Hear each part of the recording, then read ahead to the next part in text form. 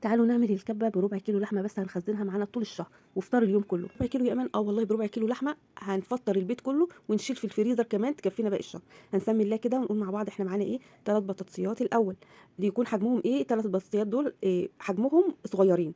لو هتعمليها حجمها وسط هيبقى إيه بطاطستين اتنين. تمام.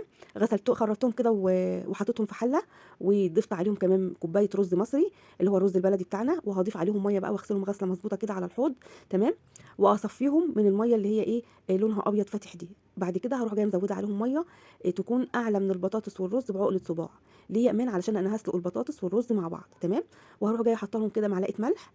وهروح جايه ارفعهم على النار. تمام. اديهم التقليبه الحلوه المحترمه كده، وهرفعهم على النار بقى ايه يستووا. عايزاهم يكونوا مهريين، مش يكونوا مستويين سوى الرز العادي كده او البطاطس العاديه، لا عايزاهم يكونوا مهريين وشاربين الميه بتاعتهم. تمام. يلا نجهز المكرونه بتاعتنا. حطيت ميه كده تغلي على البوتاجاز، وضفت عليها شويه زيت وكمان ايه شويه ملح. كالعاده زي ما بنسلق المكرونه بتاعتنا اكيد كلنا عارفين. تمام. ونزلت فيها كده بكيسين ايه من المكرونه. انا بجهز معاكم الفطار كله باكمله من الالف للياء. تمام. هقلب تقليبه حلوه كده محترمه. ماشي. وخلص المكرونه اتسلقت هجهزها بقى ايه عشان تبقى جاهزه على الغرف على طول. يعني انا بخلص الفطار بتاعي من بدري وبغطيه وبسيبه وقت المغرب بروح جايه غرفه على طول. حطيت هنا حته سمنه ومعلقه زيت، وضفت عليهم كان عندي صلصه مفرزاها، ضفت عليهم كيس صلصه وكمان معلقه معجون صلصه من الجاهزه. تمام. وضفت عليهم ربع كوبايه ميه كده علشان ما يتحرقوش مني. اول ما تنشف من الميه هروح جايه ايه نازله بالمكرونه بتاعتي اللي انا سلقتها وصفتها. حلو كده. تمام كده زي الفل. هقلب بقى لحد ما ايه تاخد اللون الجميل بتاعها الاحمر ده، وهضيف التوابل ملح وفلفل اسود بس مش اكتر من كده. تمام. وهروح جايه مقلباها. عندكم بابريكا ممكن تحطوا شويه بابريكا. هقلبها بقى واروح جايه ركنها. يلا نشتغل في اللي بعدها.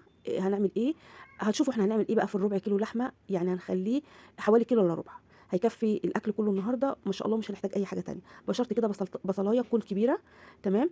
ومعايا كمان من الخضار بقى حوالي كوسايه او كوستين. الخضار دوت يا جماعه بيدي قيمه غذائيه عاليه جدا. هتقولي ايه اللي جاب اللحمه المفرومه للخضار؟ احنا هنضيف الخضار دوت على اللحمه المفرومه، هيدي له قيمه غذائيه وطعم جميل جميل جدا. تمام. وهضيف جزرايه هبشرها برده بالناحيه الناعمه ديت. تمام. عشان مش عايزاها تكون ايه باينه معايا برده في اللحمه المفرومه، عشان الاطفال عندي مش بيحبوا الخضار، فانا بضحك عليهم وبدخل لهم ايه الخضار في اي اكل كده عشان برده يغذيهم. قطعت كمان قرن فلفل رومي، وكمان كان عندي بسله مفرزاها حطيت برده شويه، بس مش عارفه اللقطه دي شكلها ما اتصورتش. جهزت كده الخضار بتاعي ونزلت كده في صينيه تكون واسعه بحته سمنه. ورحت جايه نازله ايه اول حاجه بالبصل. تمام. معايا بقى الربع كيلو لحمه ده. الكاميرا مقربه منه يا جماعه مفكر يعني اللي يشوفوا يقول ده كيلو ولا كيلو ونص، بس هو ربع كيلو لحمه والله. هروح جايه مقلبه عليه كده بقى البصل واديله تشويحه. تمام. وهروح جايه ضايفه بقى ايه الفلفل بالتدريج. الخضار معايا بالتدريج الفلفل والجزر والكوسه. وفي الاخر خالص هروح جايه ايه ضايفه شويه بسله. وهروح جايه مغطيه عليهم بقى مزوداهم حبه ميه كده صغيرين عشان الخضار يستوي مع اللحمه. وهروح جايه مغطياهم. تمام. اول لما يستووا بقى يعني ايه اتك على البسله كده، امسك البسله الاقيها استوت معايا خلاص. يبقى انا كده احط التوابل والاقيها نشفت خالص من الايه من الميه اللي فيها. تمام. هنا بقى هضيف التوابل بتاعتي. هي عباره عن ايه ملح وفلفل اسود وتوم باودر وبصل باودر وبهارات 7 بهارات. تمام. انا كاتبه لكم برده البهارات علشان بس ايه ما يكونش الفيديو متسرع ولا حاجه، كاتبها لكم على الشاشه. تمام. هنا بقى البطاطس بتاعتي والرز استوى خالص وبقوا زي ما انتم شايفين كده. معلش اسفه الكاميرا مش موضحه قوي. الاضاءه عندي ما كانتش مظبوطه او تصوير التليفون ما كانش مظبوط، معلش اسفه جدا. هضيف بقى الخليط بتاعي ده اللي هو البطاطس والرز في قلب الكبه، واروح جايه ايه خفقاهم خفقه كويسه محترمه جدا. عايزاهم يكونوا ناعمين، مش عايزه فيهم اي حبيبات. تمام. لحد ما نلاقيها بتمط معانا كده.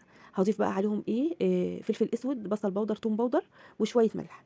ومعايا هنا في الكوبايه دي نص كوبايه بقسماط ونص كوبايه دقيق ذره. يعني الكوبايه الكامله دي فيها نصها بقسماط ونصها دقيق ذره. هتقولي لي ايه البقسماط؟ لان في الدول العربيه مش عارفين ايه البقسماط. ده الفينو منشفينه وخافقينه في الكبه لحد ما يبقى ناعم. تمام. خلاص انا خليتها زي العجينه معايا كده. لو لقيتها لسه طريه نضيف لها تاني بقسماط يا جماعه. لحد ما بقت بالقوام الجميل اللي انتم شايفينه ده. هجيب شويه زيت بقى في قلب طبق كده، وهروح جايه عاملاها زي ما انتم شفتوني كده كوره، واعملها بتجويف كده بصباعي عشان اقدر احشيها. وحشيتها باللحمه المفرومه. عاوزين نغير في الحشوه ما فيش مشكله، ممكن نحشيها جبنه موزاريلا، ممكن نحشيها قطع فراخ، ممكن نحشيها ميكس جبن. اي حاجه المتاح عندكم نعمل بيه كبه هتبقى طعمها تحفه وجميله. تمام. انا بالنسبه لي الربع كيلو لحمه والاضافات اللي انا عملتها عليه يعني كفونا. شوفوا دول اول فوق حمرته، وده الفوق التاني بقى اللي خزنته كده في اطباق فويل في الفريزر. لما احتاج هطلع طبق بطبق. تمام. هنحمر بقى كده في الزيت عشان نشوف النتيجه اللي احنا عملناها كانت عامله ازاي. بسم الله ما شاء الله اداني نتيجه حلوه جدا وطعمها روعه.